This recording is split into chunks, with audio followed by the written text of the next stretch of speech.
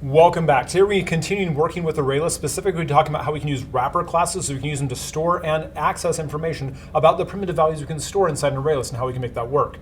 So again, the idea of a wrapper class, if you don't remember from Java, it's the idea that it's a way we need to be able to store the primitive values, but because the ArrayList type is based on the object type, we have to use a wrapper class to make that happen. And so we have the idea that we make the ArrayList the type of whatever that wrapper class is. But because of the magic of auto boxing, auto unboxing, there's nothing special we have to do to make wrapper classes work interactively with the primitive data type. And so we can see that we have an ArrayList right here of type double with a capital D, named real numbers, and it's ArrayList double, so there's nothing inside there. And we're going to demonstrate auto boxing right here with double autobox.png so we can actually see how that works.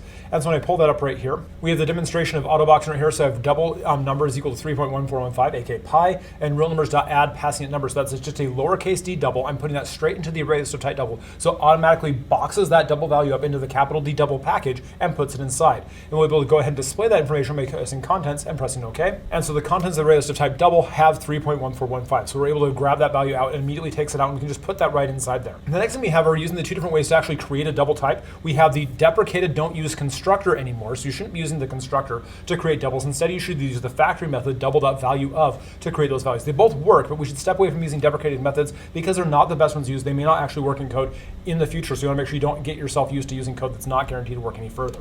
So we have that right here as, again, that deprecation. We don't want to use that. So we're going to put the deprecated inside that list as well as another options. We put those both inside the list, and we'll display the contents of that array list again. So we have that same pi value in there 3 times now, 3.1415, 3.1415, and 3.1415. That same value is inside that. I put that inside the array list, which is in there 3 times, using 3 different ways to actually put that value into the array list. And we'll go ahead and we'll unwrap that value, demonstrate auto unboxing and casting so we can actually grab that. And so we'll use the get method, which retrieves the value stored at that index. In this case, I'm going to do real numbers.get2. And again, I'm storing inside a primitive double, so it automatically unboxes the capital D double value that I created right here with deprecated don't use when I put that inside there. And then I put that inside the list, and then I'm like, oh, I'm going to take that, or another, excuse me, I'm going to get the real numbers.get2, which is that another option, that double right here I created on this point. I'm going to get that value out of the list, capital D double, and immediately put it inside a double. There's no special work necessary. I can immediately unbox that into a lowercase d double because automatically auto unboxing works. It's great. And I'll display the value of that result right here. And so I can real numbers.add 2. I can also do a forced casting. I can cast that double 2 right there to the 2.0. And so I can cast a value and put it right in as well. My ArrayList of capital I integer type, whole numbers in ArrayList of integer, so I'll wrap those integers up and put that inside it. And so I'll say whole numbers.add integer value of 3, so I'm going to do the integer.value of that factory method that creates a 3 inside there. I'll also make an integer capital I my integer and assign that the primitive value of 3 that automatically boxes up the 3, puts it inside the my integer variable, and we're good to go. I don't have to use new, it just works great. And I'll put my integer inside that list as well. So we're able to actually put things directly inside that array list using auto boxing and unboxing with primitives. So you can see that right there on my whole numbers add value of 3. And I have that typo in there for double because I actually put I just fixed it on there for the idea of integers. So we can fix the contents of the register 3 and 3. So I put those 2 3s inside there. I'll press OK again. And I'll do whole numbers.add -12, 222, 654, and put the contents as a 2 string and display those contents as well. And so you can see my array list of integer right here. I've got 3, 3, -12, 222, and 654. So I put those values all right inside there. Great stuff.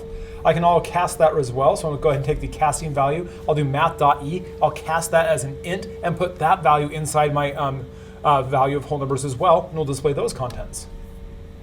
And so now e gets turned into 2, so I've got that value added to the list right there at the end because I'm doing the .add, just takes the decimal value, drops it all off, we're good to go. And then we can see that the contents of my array list are the same by using the looping power. And so I have my contents right here, so I have my string int contents, and I'll have my int contents, like current int number is 3, and 3, and 3, and -12, -12, 222, 222, 654, 654, and 2 and 2. So accessing it with a for each loop, going for either ints or integers, the same thing works the same because the values automatically box themselves properly. So when I'm using iteration, I can do the same thing as well. So it's a great way I can go through and easily get those values right out. And so I can do that right there as well. And so again, just that iteration is the same regardless of what type I'm storing. Doesn't matter if I'm working with ints or integers, it auto boxes them or unboxes them appropriately regardless of the type. So it's a really cool thing we can do with ArrayList and auto boxing. Now, the really cool thing we have right here is with the only time we can actually compare objects or primitives validly is when we're talking about wrapper classes. So I can compare, in this case, double with lowercase d and double capital D using an equals equals sign. It'll compile just fine. So if current equals equals also current, which we don't even want to use the equals equals operator when we're talking about doubles because we have to look at the different values that could possibly be associated with them. But because of the magic power of auto unboxing, we've got that value right there. And so the values are the same and it's an object to a primitive. So we have 4 different iterations of that where the values are the same and it's a primitive. So we're able to grab that value, put that message inside there and display it to the string contents right there. Really pretty cool stuff that we can actually make that happen.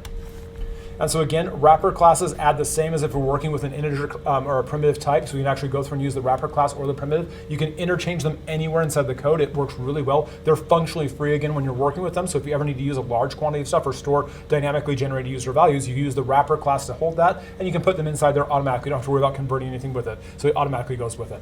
Hope that's a helpful review of wrapper classes and Rayless. Have a great day. We'll see you next time. Bye-bye.